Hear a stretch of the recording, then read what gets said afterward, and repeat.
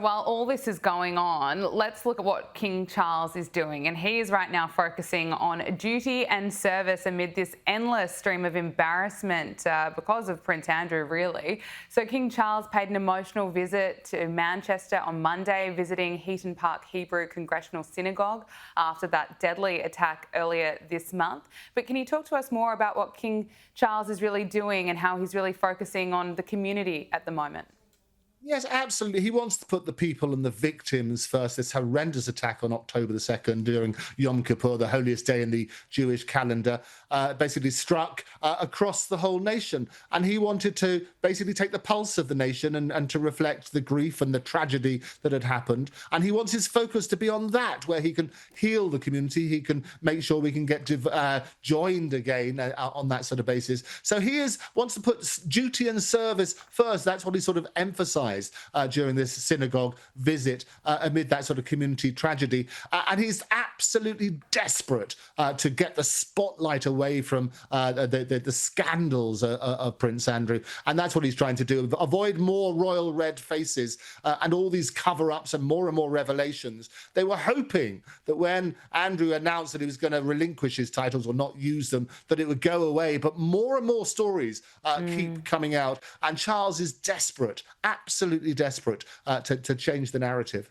Of course. Now, there's always speculation that around Meghan Markle and whether she'll return to the UK or not. And it's being suggested that she may not be returning to the UK anytime soon because she knows how unpopular she is among Brits. Now, Andrew, I'm not sure if I agree with that. I'm not sure if she does know just how unpopular she is.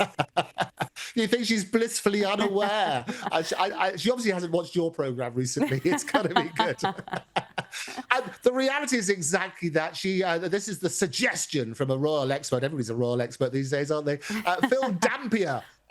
What he does, he predicted that she's going to skip the UK because she's got this massive ego, and she doesn't want to be. She doesn't think that the UK likes her very much, and thinks she's only going to come back here, basically let Harry go on his own, because she's consistently ranked in the bottom of the list of favourable and popular royals, which is not very obviously not very palatable to her. So Meghan apparently, and it's all speculation from this person, won't come back. As I've discussed before, Prince Harry is desperate, if you like, to build the bridge now. And I'm delighted that he met his father, even if it was under an hour. But the emphasis there was, he said, his focus now is on his father. His father, as we know, has cancer, and his days are numbered, but we hope he'll live for as long as possible. But he recognises the fragility of that sort of side. So he does want to build that bridge. The suggestion that Meghan may not come with him would be a bit of a shock. But it'd be interesting, as you say, to see whether she's blind to those polls. And look, finally on Meghan Markle, there are reports that she's desperate to attend Taylor Swift's wedding. What more can you tell us about that? That one doesn't surprise me. I love it. There you go. That one, I'm sure, is correct. Absolutely, without doubt. So what's going to happen? Taylor Swift, as we announced on this very show, this engagement that she had to Kelsey, what's going to happen? I predict, here's a good prediction, you can hear it here first. She loves the number 13, so I reckon she'll probably go for a date like June the 13th, 2026, because 26 is obviously double 13. Apparently she's told everybody, so you can hear that here first, June the 13th, 2026, put money on it now.